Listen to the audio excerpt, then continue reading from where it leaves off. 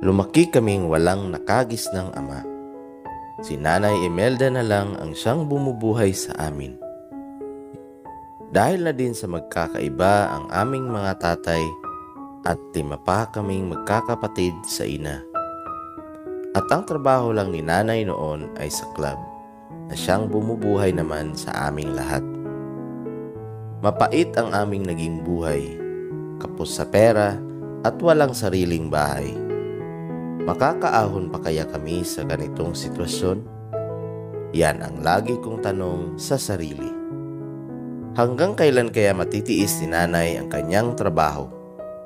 May makikita pa kaya kaming tatay na mag-aalaga sa amin at magtataguyod sa aming pamilya? Ako po si Maria at ito ang aking kwento.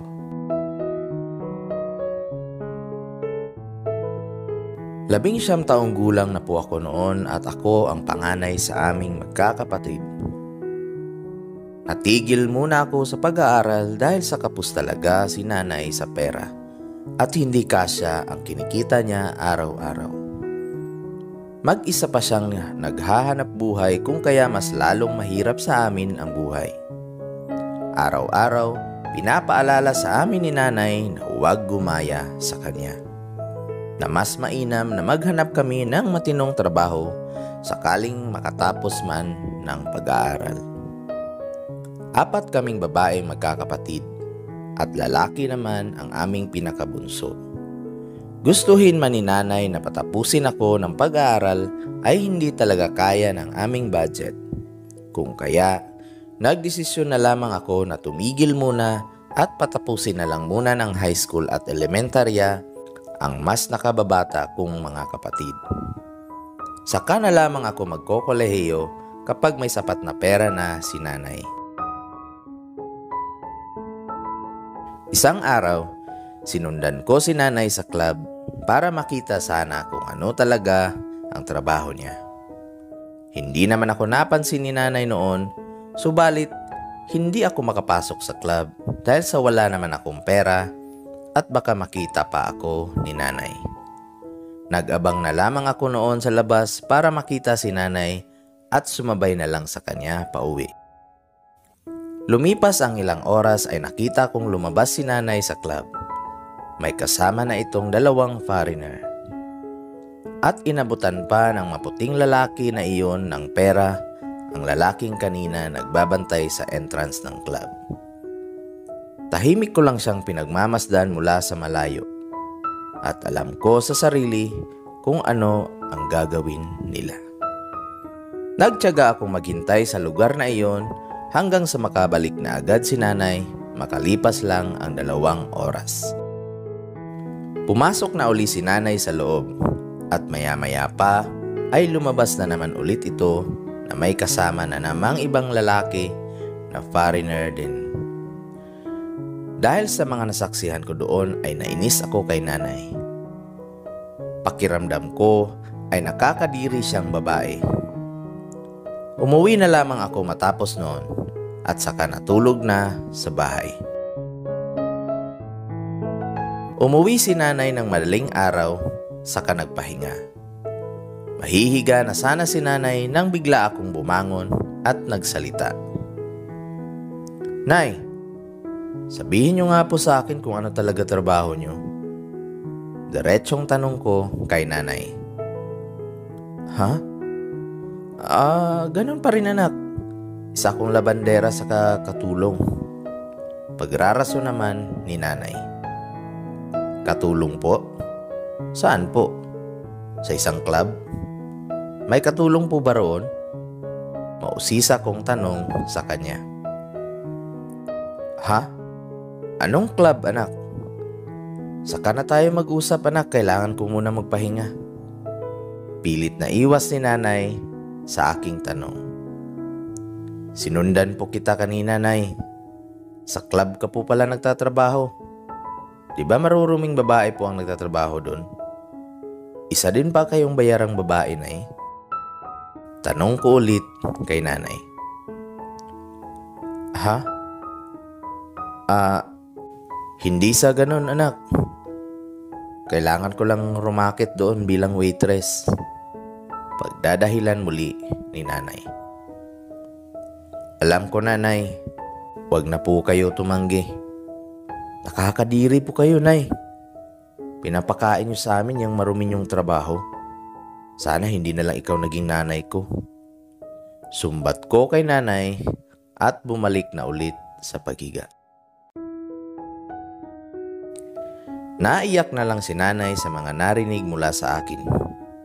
Wala nang masasakit pa sa isang masakit na salita mula sa sarili nitong anak. Gustuhin man ni nanay na mag-iba ng trabaho ay hindi naman pwede. Dahil sa wala naman itong natapos at wala ding sapat na kakayahan para makapag-apply ng disenteng trabaho. Kaya kahit pa sa masasakit na salita ko ay nagpatuloy pa din si nanay sa trabaho niya at mas pinagtuunan na lang ng pansin ang pagbuhay sa aming magkakapatid. Hindi na kami madalas magkibuan ni nanay noon dahil sa sama ng loob ko sa kanya. Parang nawawala na din ako ng respeto sa kanya. Isang araw, umuwi si nanay na may kasamang lalaki. Siya si Berto, isang tricycle driver at isang binata. Medyo magkalayo ang agwat sa edad ni nanay at ang kanyang nobyo na si Berto. Si nanay ay nasa 40 anyos na at si Berto naman ay mahigit 20 anyos pa lamang. Halos kuya ko lang din siya kung titignan. Hindi na nakapagtataka kung bakit nahulog si nanay dito. Maganda ang pangangatawan at may hitsura din si Berto. Dati ro kasi siyang pa-extra-extrang modelo at kung minsan ay nakukuha din siya bilang extra ng mga artista. Pinakilala siya sa amin noon ni nanay at tulad ng madalas mangyari ay hindi ko sila pinapansin at hinahayaan na lamang sa kung ano ang kanilang gusto sa buhay. Mga anak, siya si Tito Berto nyo. Saka dito na siya titira sa atin, ha? Aniya ni nanay. Ano? Ang liit na nga po ng bahay natin, nay. Tas magdadagdag pa tayo ng isa. Galit kong sagot kay nanay. Babe, ayos lang naman kung hindi ako welcome dito. Bibisi-bisita na lang ako sa'yo. Bulong ni Berto kay nanay Imelda. Hindi, babe. Okay lang na dito ka. Ako na bahala sa mga anak ko. Sagot naman ni nanay sa kanya. Ikaw, Maria, sumusobra ka na. Nagiging bastos ka na sa akin. Sa pamamahay na to, ako pa rin ang masusunod dahil ako ang inyong ina. Galit na tinura ni nanay sa akin. Wala din akong nagawa sa mga oras na iyon. Si nanay pa din talaga ang masusunod, kaya tumira kasama namin noon si Berto. Hindi ko talaga gusto si Berto noon, dahil na din siguro sa inis ko kay nanay. Magkagayon man ay nagtiyaga si Berto sa naging asal ko sa kanila. Kung minsan ay dinadalhan niya kami ng mga pasalubong at masasarap na pagkain. At dahil sa umaasa lang din naman ako kay nanay, ay natutuwa na lang din ako kapag may bitbit si Berto na pinagsasaluhan naming magpamilya. May pasalubong uli ako sa inyo, wika ni Berto sa mga nakababata kong mga kapatid. Wow! Laruan? Tuwang sagot naman ng kapatid ko. Oh, para naman sa'yo to, Maria. Sukatin mo kung kasya sa'yo, ha. Wika ni Berto, sabay abot sa akin ng isang nakasupot na bagay. Salamat po, Tito. Hulog ka talaga ng langit sa amin. Papuring wika ng isa pang kapatid ko. O siya, kumain na muna tayo at mainit-init pa tong dala kong pagkain. Anyaya sa amin ni Berto. Kumain na agad kami ng gabing iyon. Pinagsaluhan namin ang dala noon ni Berto. Wala noon si nanay dahil nasa trabaho pa siya, kaya kami lang ang naiwan sa bahay. Matyagang binabantayan ni Berto ang aking mga kapatid. At unti-unti na ding nawala ang inis ko kay nanay dahil na din sa kabaitan ng kanyang nobyo na si Berto. Madaling araw nang makauwi si nanay at pasuray-suray ito sa daan. Lasing kasi ito dahil sa dami ng pinainom sa kanya ng kanyang customer. Mabuti na lang at sinundo siya noon ni Berto, kung kaya ay ligtas na nakauwi ng bahay si nanay at inalalayan siya nito. Dahan-dahan lang, babe. Tulog na yung mga bata. Baka maistorbo. Pabulong na wika ni Berto kay nanay. Mahal na mahal kita, babe. Huwag mo sana akong iwan. Kagaya ng ginawa ng mga naunang lalaki sa buhay ko. Wika ni nanay habang inaakay siya papasok ng bahay ni Berto. Oo naman, babe. Mahal na mahal kaya kita. At hindi ako mawawala sa tabi mo. Aalagaan kita at mamahalin pa. Malumanay na sagot naman nito. Naririnig ko noon ang ingay nila. Ngunit hindi tulad noon na naiinis ako. Ngayon ay nasanay na din ako at medyo tanggap ko na ang relasyon nilang dalawa. Bigla akong nagtaka nang ang kanina'y maingay na si nanay at Berto ay bigla na lang natahimik. Kaya inisip ko na baka tulog na agad silang dalawa. Maya-maya pa ay may mga ungol na akong naririnig. Dahil sa wala namang kwarto ang bahay namin, kaya nakahilera lang kami lahat sa lapag. At maririnig mo agad kung may mag-iingay man sa amin. Nakatalikod ako noon sa kanila at nakatalukbong pa ng kumot. Dahan-dahan akong lumingon para hindi nila mapansin. At para na din malaman ko kung bakit sila umuungol. Nanlaki ang aking mga mata nang maaninag ko na nakahubad na pala si nanay at Berto. Naglabing-labing pala ang dalawa.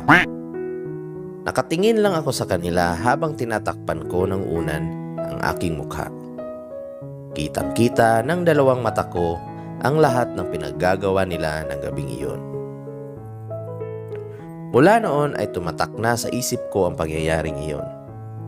Biglang nag-iba na ang aking pakiramdam na para bang gusto ko na din iyong subukan. Pero dahil sa 19 anyos pa lang ako, ay hindi ko pa nasubukang magka-boyfriend. Kung kaya, hanggang silip lang ako sa tuwing ginagawa iyon nila nanay at Berto. Isang araw, mag-isang umuwi si Berto sa bahay at hindi niya kasama si nanay. Tito Berto, ba't po ikaw lang mag-isa? Nasaan po si nanay? Nababahala kong tanong kay Berto. Ewan ko ba dyan sa nanay mo, Maria? Ilang oras akong naghintay sa kanya dun sa labas ng pinagtatrabahuan niya. Pero hindi man lang nagpakita. Kaya eto, umuwi na lang muna ako. Sagot naman ni Berto. Alam ko na sa isip ko kung nasaan si nanay. Malamang sa malamang ay sumama ito sa isa niyang customer. Kaya hindi na ako nagulat sa mga sinabi sa akin ni Berto. Pinapasok ko na lang ng bahay si Berto at pinaghanda ng agahan. Kumain na lang din kaming lahat ng magkasabay. Hinintay namin ng buong maghapon si nanay noon. Pero ni anino niya ay hindi nagparamdam. Hindi noon pumasada si Berto dahil sa nag-aalala siya kay nanay. Kaya kinagabihan ay bumalik si Berto sa club para malaman kung nasaan si nanay. Tinanong niya ang gwardya doon at nalaman niyang nasa trabaho na pala si nanay. Pinatawag niya saglit si nanay para kausapin at malaman kung bakit hindi man lang siya umuwi kahit saglit sa bahay. Emelda, may naghahanap sa'yo sa labas. Jowa mo yata. Tawag ng gwardiya sa kanya. "Sige kuya, lalabas na ako. Ako na bahala dun." Mabilis niyang sagot dito.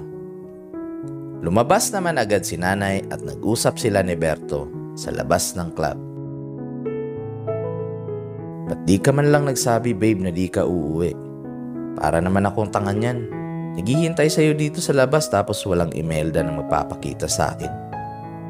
Nalulungkot na wika ni Berto. "Pasensya ka na babe. Napakarami ko kasing customer kahapon. Sayang naman yung tip at dagdag din sa points ko yun. Hayaan mo na. Mamaya maaga naman ako makakauwi." Aliwanag ni nanay kay Berto. "Next time babe, magsabi ka para hindi kami nag-aalala sa'yo." Nagtatampong sagot naman ito. "O siya babe, papasok na ako. May customer pa kasi ako eh. Ikaw na muna bahala dun sa bahay ah." Hapili ni nanay kay Berto habang namamaalam na. Kainis naman. Para namang hindi mo ako asawa niyan. Mas importante pa yung tip kaysa sa akin. Kaya ko naman sana kayong buhayin dahil malaki naman kinikita ko sa pamamasada. Inis na wika ni Berto sa sarili. Umuwi na lang si Berto sa bahay at nagmukmok sa isang sulok. Nadatnan ko siyang nakatulala lang sa isang sulok ng bahay. Kung kaya nilapitan ko siya at tinanong kung ano ang problema niya. Ano po problema tito? Ba't po kayo nakatulala dyan?" Nagtataka kong tanong sa kanya.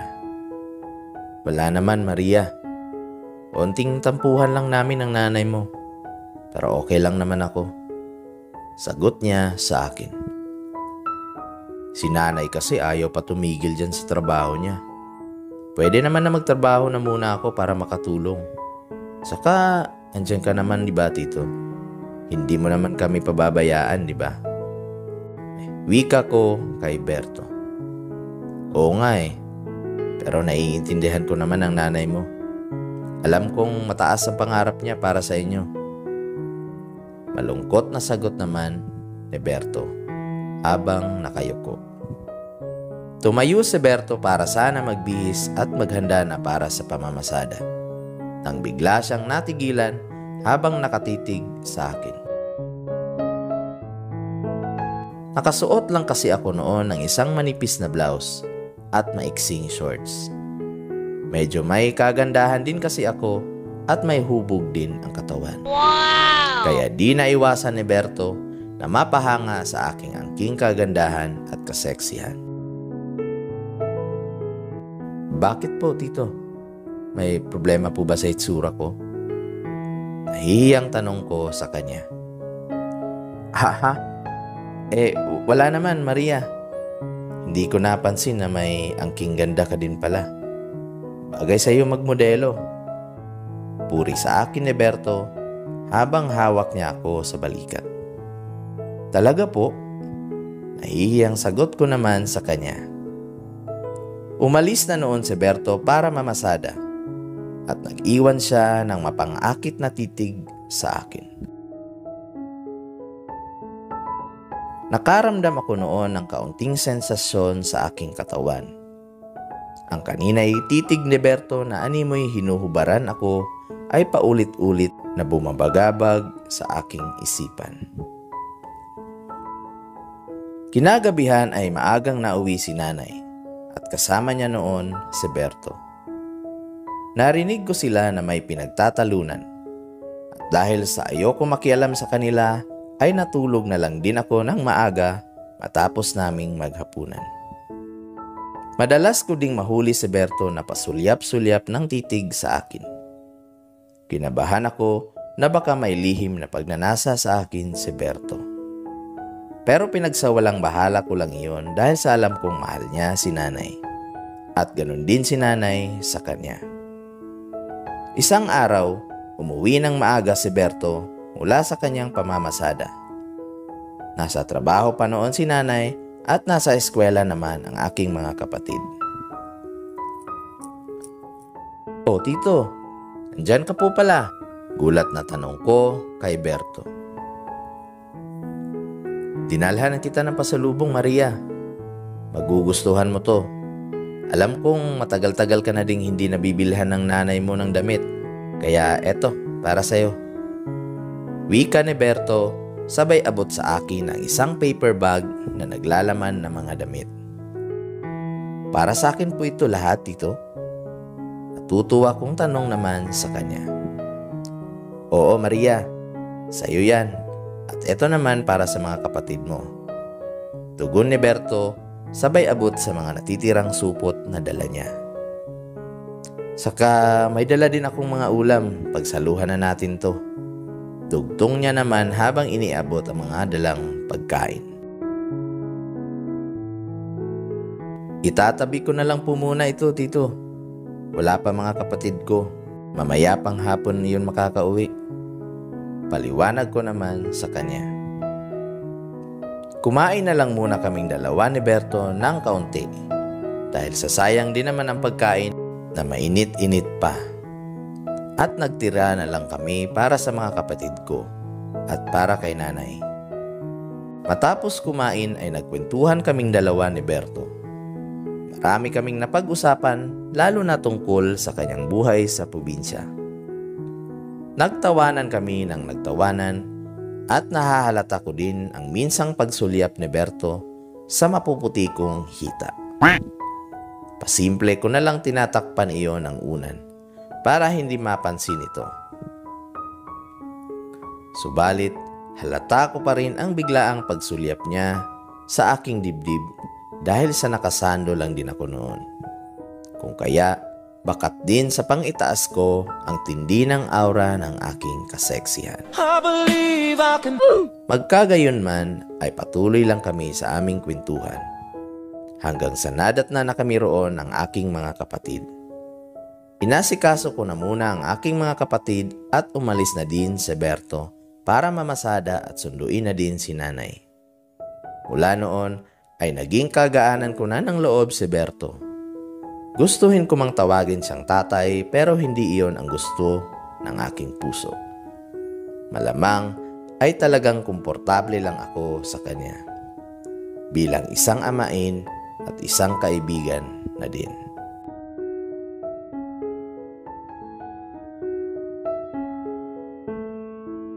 Isang pangyayari ang naging dahilan ng mas lalong pagiging malapit namin ni Berto sa isa't isa. Naiwan kami noon ni Berto sa bahay na kami lang dalawa. At tulad ng madalas na mangyari ay ako ang nag-aasikaso sa bahay habang nagpapahinga noon si Berto. Nang minsang sulyapan ko si Berto habang nakahiga at natutulog lang ay tumambad sa akin ang matitigas niyang muscle at ang kanyang six-pack na abs. Sa sobrang mangha ko sa kanyang katawan ay sinubukan ko itong hawakan kung gaano ba talaga iyon katigas. Nagising naman bigla si Berto sa mga sandaling iyon, dahilan para makita niya na hinihimas-himas ko ang kanyang bato-batong abs at pinisil-pisil ang malalaki niyang braso. Oh my God! Wow! Oh, Maria, tatakang tanong ni Berto. Pasensya ka na, Tito. May ipis po kasi paikot-ikot dyan sa lugar na hinihigaan mo. Hindi ko mahuli-huli eh. Pagrarason ko naman sa kanya. Ha? Nasaan? Gulat na sagot naman ni Berto at biglang tumayo mula sa pagkakahiga. Dahil sa reaksyon na yon ni Berto ay nasagi niya ako at naapakan ang kamay ko dahilan para mamilipit ako sa sakit at matumba siya ng bahagya papunta sa akin. Nakadaga noon si Berto sa akin at pumaibabaw dahilan para makulong ako sa kanyang mga bisig. Halos magkadikit na noon ang aming muka at katawan. Ramdam na ramdam ko noon ang bagsik ng kanyang pagkalalaki dahil sa nakadikit ito sa aking ibabang bahagi. Humingi naman agad ng paumanhin si Berto sa akin, subalit hindi niya maiwasang mapatitig muna sa aking mga labi. Huminto muna ang aming mundo pareho sa mga oras na iyon. Parehas kaming nagkatitigan at maya-maya pa'y sinunggaban na agad ako ng halik ni Berto sa labi. Napakatindi ng halik na iyon, dahilan para hindi ako makaimik at makapalag agad. Parehas kaming napapikit sa mga sandaling iyon at ramdam ko ang bawat hininga niya habang nilalasap ang napakalambot kong mga labi. Bigla kong minulat ang aking mga mata. Saka lumayo na kaagad kay Berto at itinulak siya. Hindi ko sinasadya, Maria. Nabigla lang ako. Pasensya ka na. Ulalas ni Berto habang nakatingin sa akin. Isusumbong kita kay nanay, tito. Pananakot ko sa kanya. Pasensya ka na talaga, Maria. Hindi na mauulit. Nabigla lang talaga ako. Paulit-ulit nasambit ni Berto sa akin. Biro lang po, tito. Saka alam kong nabigla ka lang. Sa ganda ko ba naman to? Panunuya ko kay Berto habang nakatawa. Pilya ka din pala, Maria. Sambit niya habang unti-unti na ding napangiti. Nagtawanan na lamang kami noong dalawa dahil sa hindi namin parehong inaasahan ang mga nangyari.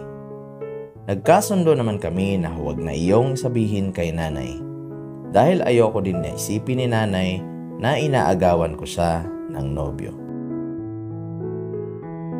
Tulog na noon ang dalawa kong kapatid at tinulungan naman ako ni Berto sa pagbabantay sa kanila.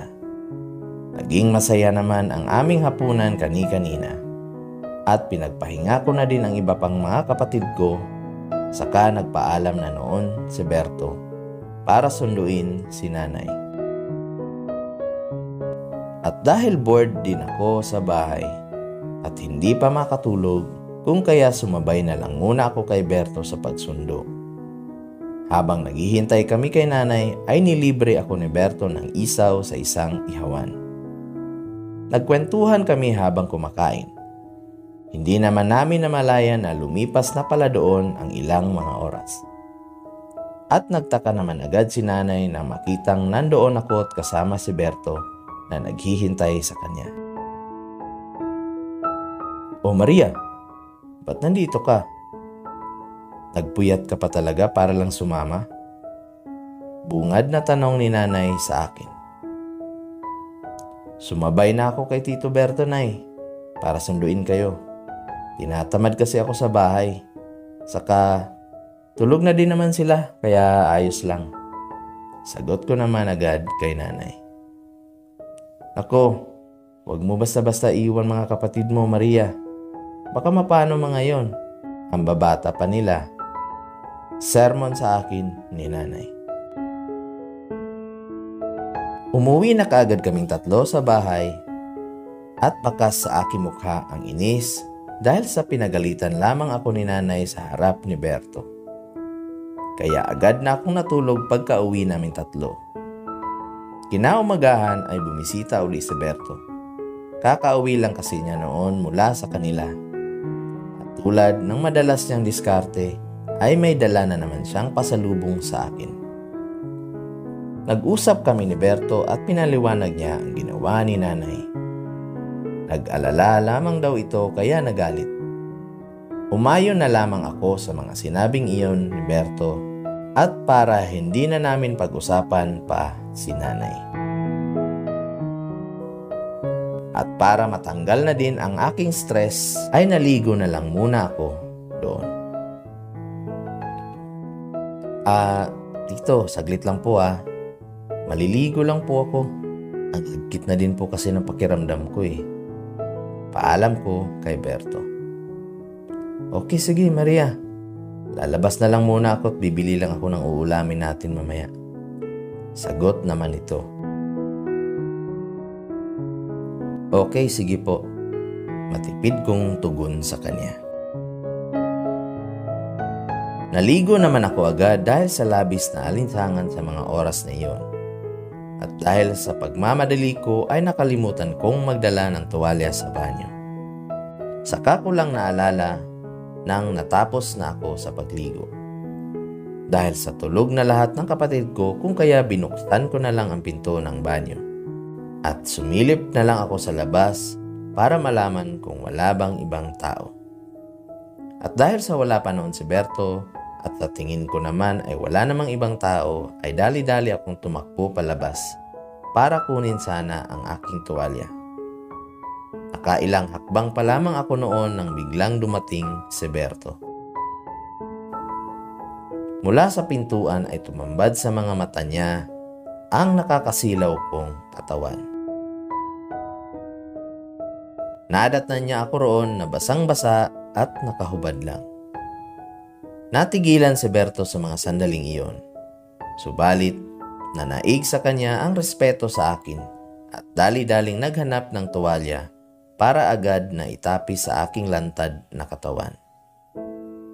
Nakahanap naman agad ng tuwalya si Berto at binalot agad ang katawan ko habang pikit-pikit siya ng bahagya ng kanyang mga mata. Labis ang hiya ko ng mga oras na iyon. Halos hindi ako nakaimik sa sobrang kahihiyan hanggang sa si Berto na ang unang nagsalita. Okay ka lang ba, Maria? Mabuti na lang at walang ibang lalaking pumasok na nakakita sa'yo. Wika ni Berto habang himas-himas ako sa balikat. Dahil sa labis na hiya ko ng mga oras na iyon, ay bigla ko na lang hinarap si Berto at hinalikan sa labi. Nagulat si Berto at hindi agad nakagalaw sa mga oras na iyon. Mas ginalaw ko pa ang aking katawan habang hinahalikan siya. Dahilan para matanggal ang kanina'y nakatapis sa akin na tuwalya. Dahil sa tagpong iyon ay hindi na rin napigilan ni Berto ang sarili. Siniil niya na din ako ng isang masarap na halik habang nakahawak ako sa kanyang leeg. Dahan-dahang naglakbay sa aking katawan ang mga kamay ni Berto habang nakahubad lamang ako ng mga oras na iyon. Dahil sa labis na init ng aming nararamdaman ay hindi na kami nagpigil pa sa aming mga galaw. At nangyari na nga ang bagay na hindi dapat mangyari. Pinagsaluhan namin ni Berto ang mga sandaling iyon. Kahit nandoon at natutulog sa gilid ang aking mga kapatid, ay natapos pa rin kami nang walang bahid ng pagsisisi at panghihinayang.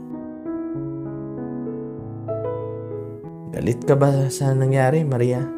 Mautal-utal na tanong ni Berto sa akin. Hindi naman, ginusto ko din naman to, Berto. Sana lang hindi malaman ni nanay. Sagot ko naman sa kanya. O siya, baka magising mga kapatid mo. Ano, tatanggalin ko na ba tong kumot na nakatabon? Tanong sa akin muli ni Berto. Mamaya na. Mahina kong sagot sa kanya. Niyakap ako ng mahigpit ni Berto at hinalikan sa noo. At agad naming sinundan pa ng 2 beses ang nauna naming ginawa. Magkahalong kaba at tuwa ang nararamdaman ko sa gabing iyon. At gayon din naman si Berto. At matapos ang gabing iyon ay pinaalis ko na agad si Berto para makapamasada pa at masundo si nanay pagkatapos. Labis ang tuwa ko sa mga nangyari. Kung kaya kinaumagahan habang nag-aagahan kami ay napansin agad iyon ni nanay. Oh, Maria, masaya ka yata ngayon. Matagal-tagal ko na din hindi nakikita yung mga ngiti mong ganyan. May nobyo ka na siguro, anak, ano? Nagtatakang tanong ni nanay sa akin. Di naman po, Nay. Porket masaya may jowa na agad. Mabilis na iwas ko sa tanong ni nanay. Nako anak, dapat pumili ka ng matinong lalaki ha. Gaya ng Tito Berto mo. Masipag na, mabait pa. Wika ni nanay habang nakatingin sa akin. Bigla namang naubo si Berto dahil sa mga narinig nito mula kay nanay. Ano ka ba, Imelda? Baka maghanap din ng tricycle driver yan si Maria. Natatawang sambit naman ni Berto. Nagpatuloy naman kami sa pagkain at nagkasiyaan pa dahil sa panunukso nila sa akin. Ngunit lingid sa kanilang kaalaman ay si Berto pala ang lalaking pagsasaluhan namin ni nanay. Naging madalas ng pag-uwi ni Berto ng maaga sa bahay mula noon dahil na din sa sabik na sabik ito sa akin. At tulad ng lagi naming ginagawa ay halos araw-araw na kaming naglalabing-labing ni Berto. Si nanay sa madaling araw hanggang tanghali at ako naman sa hapon hanggang gabi. Wow! Halos maubos na ang lakas ni Berto dahil sa amin ni nanay. At pareho naman niya kaming minahal ng todo. Ilang buwan din namin na itago ang sikretong iyon ni Berto. Dahil sa magaling din naman kaming magtago ng aming sekreto. Kung minsan kasi ay sa labas na kami nagkikita ni Berto at dumidiretso na kami sa mga mumurahing motel. Hanggang sa isang araw ay umuwi ng maaga si nanay dahil sa masama ang kanyang pakiramdam. Hindi siya noon nagpasundo kay Berto dahil sa talagang masakit ang ulo niya. At hindi na siya nakapaghintay na makauwi agad. Pagdating ni nanay sa bahay ay nagtaka siya kung bakit ang mga nakababatang mga kapatid ko lamang ang naroroon at natutulog.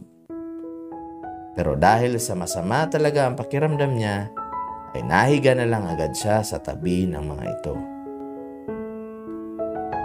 Maya-maya pa ay dumating na kami ni Berto. Nagtatawanan pa kami noon nang biglang napansin ni Berto na naroon ang tsinelas ni Nanay Imelda sa labas ng pinto ng bahay.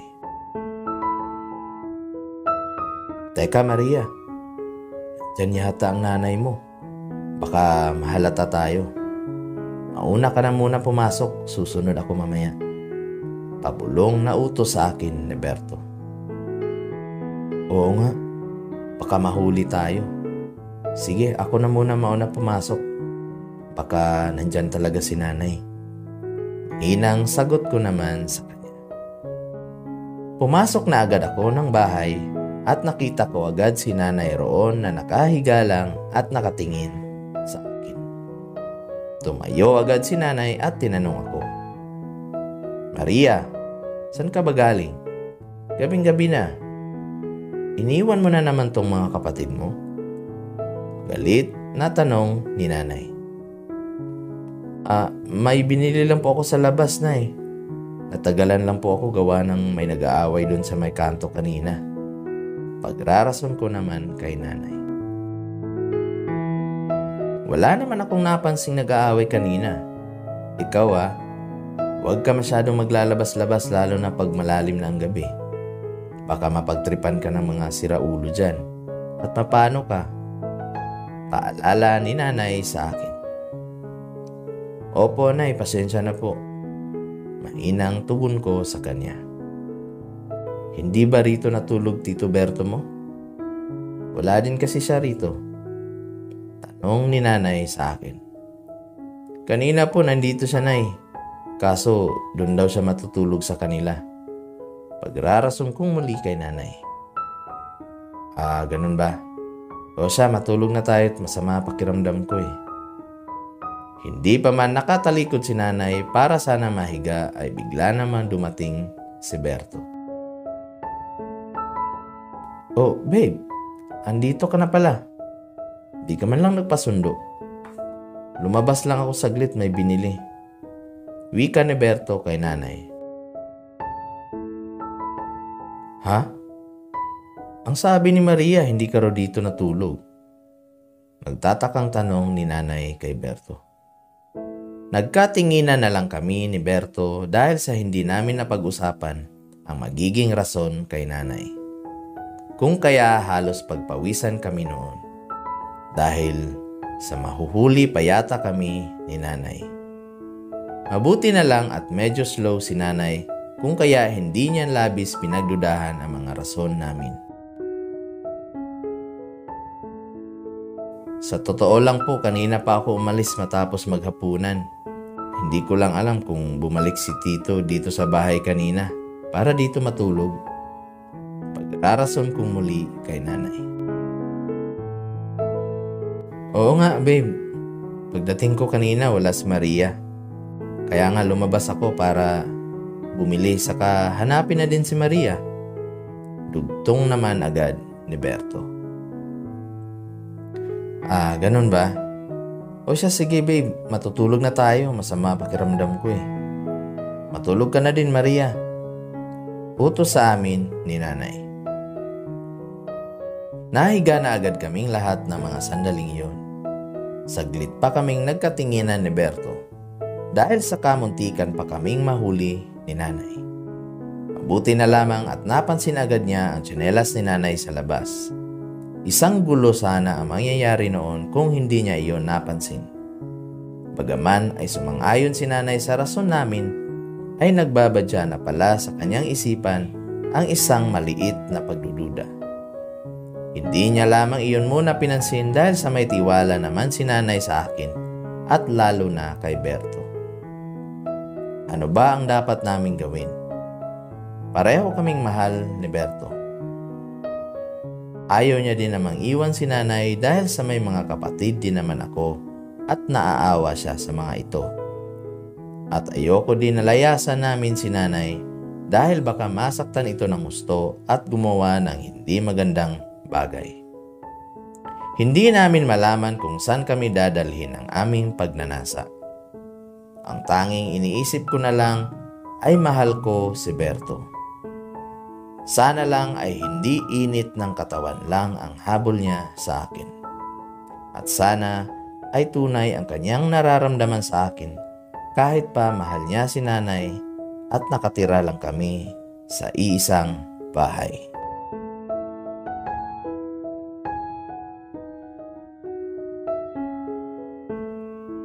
Nagpatuloy ang aming makamundong gawain ni Berto.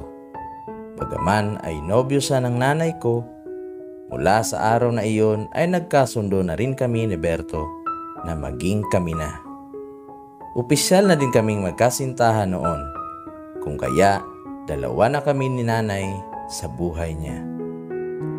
Wala naman sa isip namin ang magtanan dahil sa mahal niya din daw naman si nanay at ayaw niyang may isa sa amin ang masaktan. Kung kaya minabuti naming itago ang aming relasyon. Tulad ng nakasanayan ay salitan kami ni nanay sa oras kay Berto. Walang kaalam-alam noon si nanay sa mga nangyayari sa bahay. Hanggang sa isang araw ay may nakilala si nanay na matandang mayaman. Customer niya din iyon sa club. Sobrang yaman ng matandang iyon kung kaya laging suki iyon ni nanay. At aligaga siya kapag naroon ang matandang iyon. Dahil sa makakatip na naman siya ng malaki-laki. Dahil sa hindi na rin bumabata si nanay at madalang na din siyang ma-request sa club, ay tinanggap ni nanay ang offer ng matanda na sumama sa kanya at tumira sa bahay nito. At magpapakasal na din raw sila pag nagkataon. Byudo na ang matanda at walang ibang babae na nire-request iyon kundi si nanay lang. Nag-isip si nanay ng ilang mga araw at hanggang sa nakapagdesisyon siyang sumama roon. Para na din daw sa kinabukasan niya at kinabukasan naming mga anak niya. Walang kaalam-alam ang matanda na iyon na may kinakasama na si nanay at may mga maliliit pa siyang mga anak. Nagsinungaling siya sa matanda at ang sinabi niya roon ay may isa lang siyang anak ngunit nag-asawa na. Kung kaya mag-isa na lang din siya kunwari sa buhay. Babe, may sasabihin ako sa'yo. Wika ni nanay kay Berto habang magkatabi silang nakahiga sa lapag. "Ano yun, babe?" Tanong naman ito. "Ikaw na muna bahala sa mga anak ko ah. Alam kong maiintindihan mo ako sa gagawin ko. Para din to sa kinabukasan natin at ang aking mga anak." Panimula ni nanay. "Anong ibig mong sabihin, babe?" Tatakang tanong muli ni Berto. "Yung customer ko na matanda na, balak niya kasi akong pakasalan. At titira na raw kami sa mansyon niya. Ipapamana niya din daw sa akin ang iba niyang ari-arian. Malapit nang mamatay yun, kaya saglit lang kaming magsasama.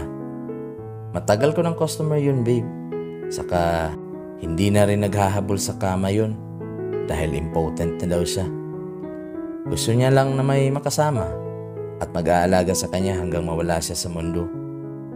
Paliwanag ni nanay kay Roberto. Tumutol pa nung una si Berto, subalit wala din siyang magagawa kahit pa hindi siya pumayag. Kaya kahit labag sa loob nito ay sumang-ayon na lang siya kay nanay. Sinabi din sa amin ni nanay ang kanyang plano at pumayag naman kami para din naman kasi iyon sa amin.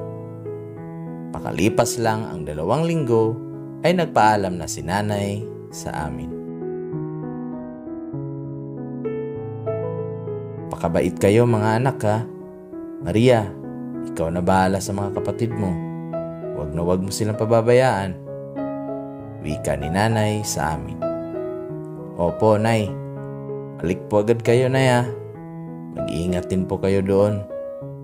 Ang iyak-ngiyak naming sagot sa kanya. "Babe, ikaw na muna bahala sa kanila ha. Huwag mo silang pababayaan, babe. Mahal na mahal ko yung mga anak ko." Paalam ni nanay kay Berto. "Mamimiss kita, babe. Sana tumawag ka din sa amin paminsan-minsan ha. Mag-iingat ka. Mahal na mahal kita." Habilin ni Berto kay nanay. Umalis na kaagad si nanay, dala ang kanyang mga gamit. Hinatid pa siya noon ni Berto sa isang hotel na tinutuluyan ng matanda. Sa pag-alis ni nanay ay magkahalong lungkot at tuwa ang aking naramdaman. Nakakalungkot dahil sa unang beses naming mahihiwalay sa nanay. Nakakatuwa dahil sa masosolo ko na din si Berto. Dahil sa pag-alis ni nanay ay mabibigay na ni Berto ang lahat ng oras niya sa akin. Araw at gabi na kaming magkasama na parang isang pamilya na rin. Bagaman ay wala na si nanay, ang mga kapatid ko naman ang kailangan naming iwasan na makakita o makaalaman lang sa aming tagong relasyon ni Berto. Kapag hinahatid ni Berto ang mga bata sa eskwela, ay umuuwi muna ito saglit para makipaglabing-labing sa akin. Lagi naming sinusulit ang mga oras na magkasama. Pinaparamdam ko lagi kay Berto na ako lang ang babaeng nararapat sa kanya. Hanggang sa napamahal na nga ng todo sa akin si Berto. Maria, pag umuwi nanay mo, sabihin na natin relasyon natin ha. Handa na akong ipagtapat sa kanya na ikaw talaga ang mahal ko. Wika sa akin ni Berto. Sige, Berto. Saka bubukod na din tayo para makabuo na din tayo ng sarili nating pamilya. Pagsang-ayon ko sa kanya.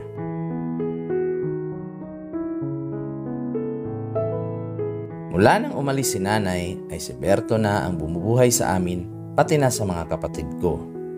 Hindi naman nagre-reklamo si Berto dahil sa mahal niya ako at mahal niya din ang mga kapatid ko. Isang araw, tumawag si nanay para kamustahin kami. Saglit lang iyon dahil sa ayaw din ni nanay na mahuli siya ng matanda. Hello, Maria? Kamusta na kayo mga anak? Bukas magpapadala ulit ako ah. Bilhan mo ng mga laruan kapatid mo. Bungad ni nanay mula sa kabilang linya. Okay lang po kami, nay. Kayo po, kamusta? Okay lang ba kayo? Opo, Nay, salamat pala sa mga padala nyo ha. Sagot ko naman sa kanya. Mag-ingat kayo lagi mga anak ha. Hintayin nyo lang ako at uuwi na din ang nanay. O siya, tatawag ulit ako sa susunod. Mahal na mahal ko kayo. Paalam. Wika ulit ni nanay at saka binaba ang telepono. Buwan-buwan ay nagpapadala talaga si nanay sa amin para panggastos sa bahay at para sa eskwela ng aking mga kapatid. Unti-unti na ding napapansin ng mga kapatid ko ang pagiging malapit namin ni Berto. Hanggang sa isang araw ay napag-alaman namin na buntis na pala ako. Paano to, Berto? Malalaman to ni nanay. Kailangan na yata nating bumukod. Wika ko kay Berto. Ha? Ipalaglag na lang kaya natin yan, Maria. Baka hindi na magsustento nanay mo pag nalaman yan. Sagot ni Berto sa akin. Nanlaki ang aking mga mata at hindi makapaniwala sa naging sagot niya. Maatim nitong pumatay ng walang kamangwang na sanggol para lang mapagtakpan ang aming kasalanan. Simula kasi nung nagpapadala na sa amin si nanay ay hindi na namamasada si Berto at madalas na rin itong humihingi sa akin. Nalulong na din kasi sa online sabong si Berto kung kaya nag-iba na talaga ang pag-uugali niya. Wala akong lakas ng loob na sabihin iyon kay nanay dahil baka palayasin niya lang ako. Mula nang nalaman ni Berto na buntis ako ay minsan na lang ito kung umuwi. Hanggang sa lumaki pa ng lumaki ang aking tiyan at hindi na talaga nagpakita sa akin si Berto. Halos gabi-gabi akong umiiyak dahil sa nangyari sa akin. Wala akong mapagsumbungan ang aking sama ng loob. Isang araw, tumawag muli sa amin si nanay. At ang nakababata kong kapatid ang nakasagot sa telepono. Nasa palengke kasi ako noon at iniwan ko lang sila sa bahay. Nalaman ni nanay ang tungkol sa akin kung kaya dali-dali itong lumuwas para bisitahin kaming magkakapatid. Nagulat ako nang biglang dumating si nanay. Nadatnan niya akong nakaupo sa labas at nagpapahangin. Hindi ko malaman kung anong isasalubong ko sa kanya. Dahil sa malaki na ang tiyan ko at nahihiya na rin ako kay nanay. Inisip ko na baka sampalin at sabunutan agad ako ni nanay noon. Subalit, laking gulat ko nang bigla niya akong niyakap saka umiyak ng todo.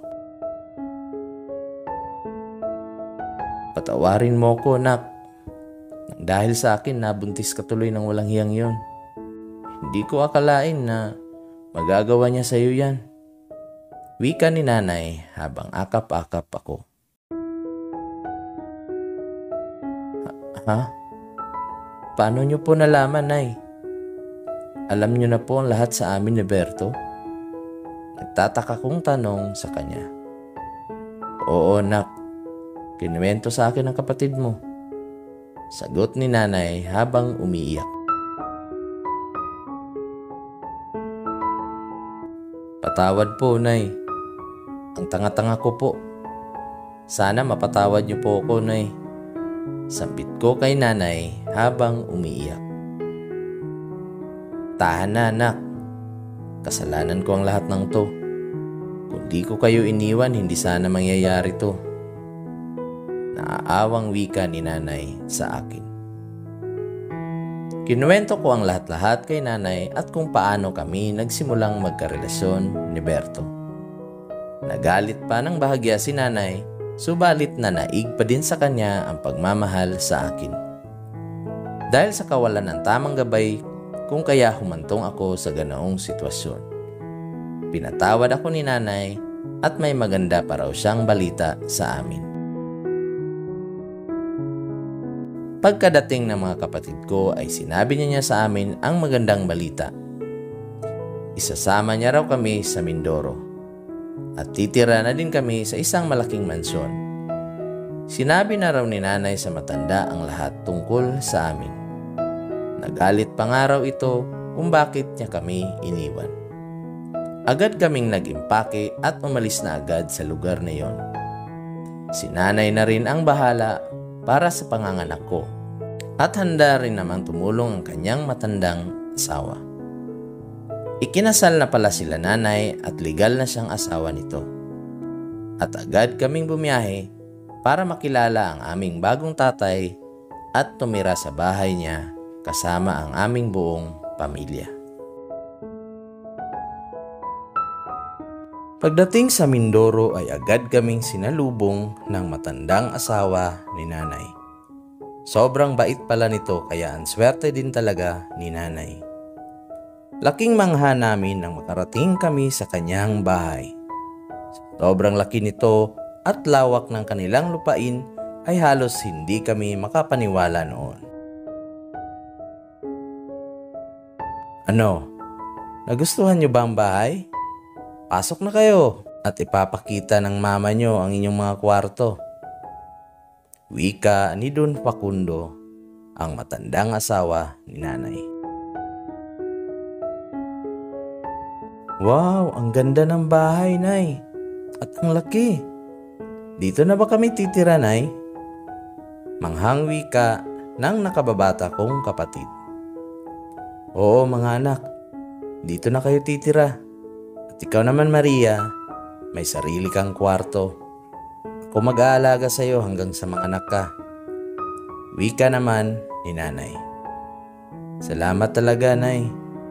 Salamat din po, sir, sa tulong ninyo sa amin. Wika ko kay nanay at kay Don Facundo. Mula ngayon, tawagin nyo na lang akong daddy tatay. Dito na din kayo mag-aaral. Saka ikaw, Maria, matapos mong mga anak, babalik ka na ulit sa pag-aaral, ha? Para sa magiging kinabukasan nyo ng anak mo. Wika sa akin ni Don Facundo. Hulog ng langit talaga kay nanay at sa amin si Don Facundo. Binigay niya lahat ng pangangailangan namin at binigyan ng disenteng pamumuhay. Sa ngayon ay nag-aaral ako sa kursong engineering sa isang universidad sa Maynila. Dito ako pinag-aral ni Daddy Tatay dahil sa mas tikalidad ang edukasyon rito. At madali ako makakahanap ng trabaho kapag natapos na ako sa aking pag-aaral. Iniwan ko kay nanay ang aking anak para makapag-aral ng mabuti. At pinangako ko sa kanila na pagbubutihin ko alang-alang sa aking anak at sa aking mga kapatid. Kahit marangya na ang pamumuhay namin kasama sina Daddy Tatay, ay hindi pa rin ako nagpapabaya sa aking pag-aaral.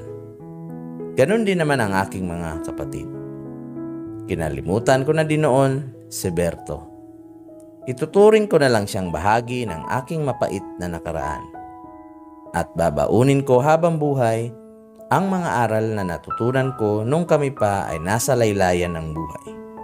Sana ay nagustuhan nyo ang aking kwento. Gumagalang, Maria.